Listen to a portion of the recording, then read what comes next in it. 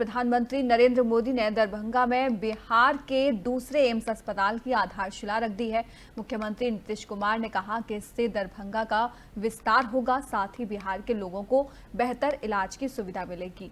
AIIMS के साथ प्रधानमंत्री कुल 12,000 करोड़ से अधिक की योजनाओं का शिलान्यास और लोकार्पण करेंगे। आपको बता दें कि इसके अलावा 398 करोड़ की लागत से बनने वाली दरभंगा बाईपास रेलवे लाइन का भी वर्चुअली उद्घाटन किया। इसके अलावा आपको बता दें कि उन्होंने मंच से ही झंझारपुर लोकहा बाजार ट्रेन को हरी झंडी दिखाकर रवाना किया और प्रधानमंत्री ने बिहार कोकिला शारदा सिन्हा को श्रद्धांजलि भी अर्पित की। पीएम मोदी ने अपने भाषण में कहा कि उन्होंने अपनी एक गारंटी पूरी कर दी है। 70 साल के ऊपर के सभी बुजुर्गों को मुफ्त इलाज की सुविधा मिलेगी और जल्द ही उन्हें आयुष्मान व्यय वंदना कार्ड मिल जाएगा।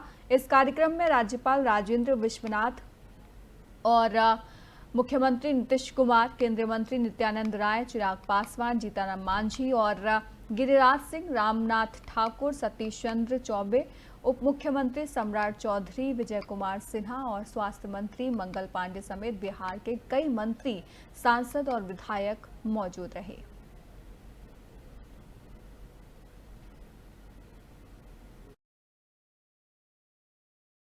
साथियों, आयुष्मान भारत योजना से अब तक देश में 4 करोड़ से अधिक गरीब मरीजों का इलाज हो चुका है।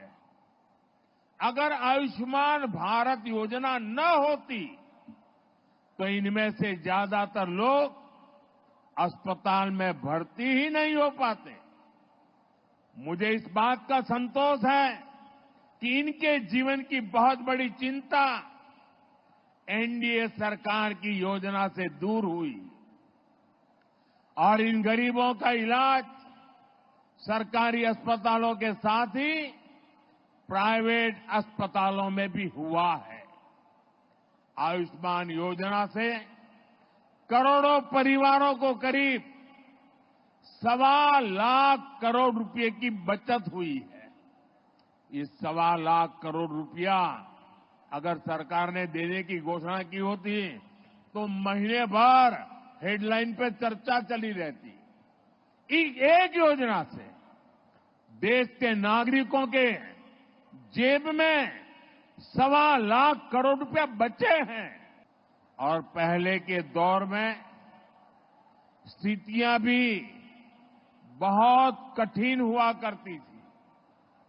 अस्पताल बहुत ही कम थे, डॉक्टरों की संख्या बहुत ही कम थी, दवाइयां बहुत महंगी थी, बीमारी की जांच का कोई ठिकाना नहीं था और सरकारें सिर्फ वादों और दावों में ही उलझी रहती थी।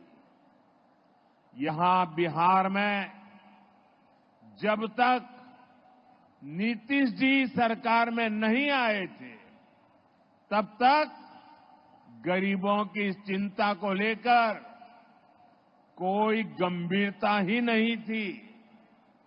गरीब के पास चुपचाप बीमारी सहने के अलावा और कोई चारा नहीं था।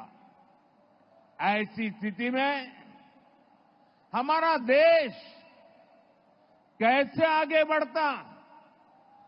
इसलिए पुरानी सोच और अप्रोच दोनों बदला। साथियों, आज पड़ोसी राज्य झारखंड में पहले चरण के लिए मतदान हो रहा है। झारखंड के लोग विकसित झारखंड के सपने को पूरा करने के लिए वोट डाल रहे हैं। मैं झारखंड के सभी मतदाताओं से आग्रह करूंगा कि ज्यादा से ज्यादा संख्या में मतदान में हिस्सा लें। साथियों, मैं मिथिला की धरती की बेटी स्वर कोकिला शारदा सिन्हा जी को भी श्रद्धांजलि अर्पित करता हूं। साथियों, आयुष्मान भारत योजना